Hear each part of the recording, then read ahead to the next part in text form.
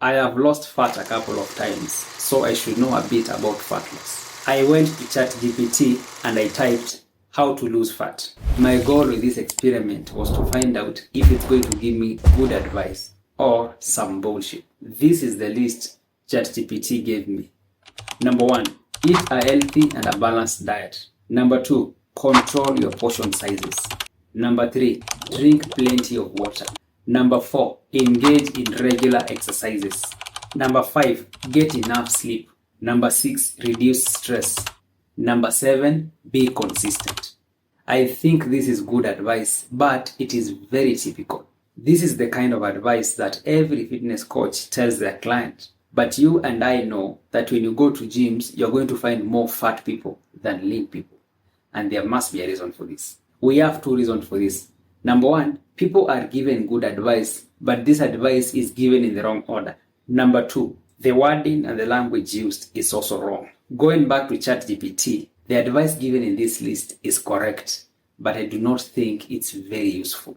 And the first thing I'm going to do to make it useful is to change the order. This is very important because not everything you see on this list is of the same importance. Some things are more important than others for results. And this is the mistake beginners make.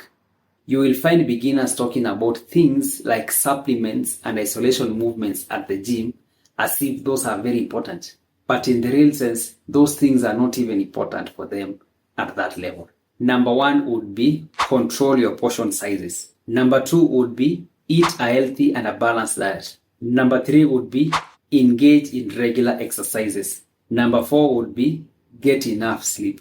Number 5 would be drink plenty of water. Number 6 would be reduce stress. Number 7 and the last one would be consistent. After changing the order, the second thing I would do is change the language and the words used. Instead of control your portion sizes, I would say create a caloric deficit of about 20 to 25%. This is because controlling your portion sizes does not mean you're consuming fewer calories. We have people out there who eat very little, but they're still fat, and they blame it on their genes and hormones.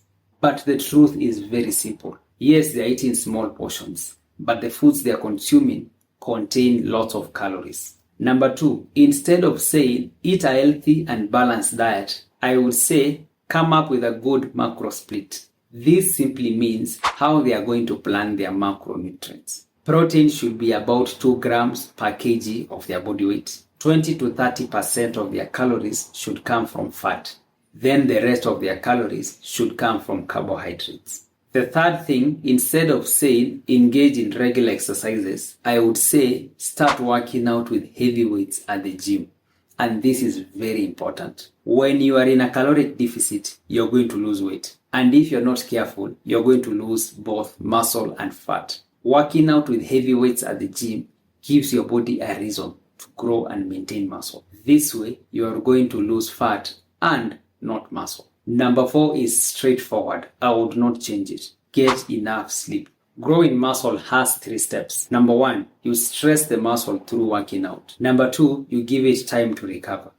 Then number 3, it adapts. And sleep plays a very important role in step number 2 and number 3. Number 5 is drink plenty of water, which is also straightforward and I would not change it. This is important because water makes you full. Sometimes you may think you are hungry, but it's just thirst masking itself as hunger. Number 6 is reduce stress, which is straightforward. I would not change it. Then number 7, be consistent. I would not change it.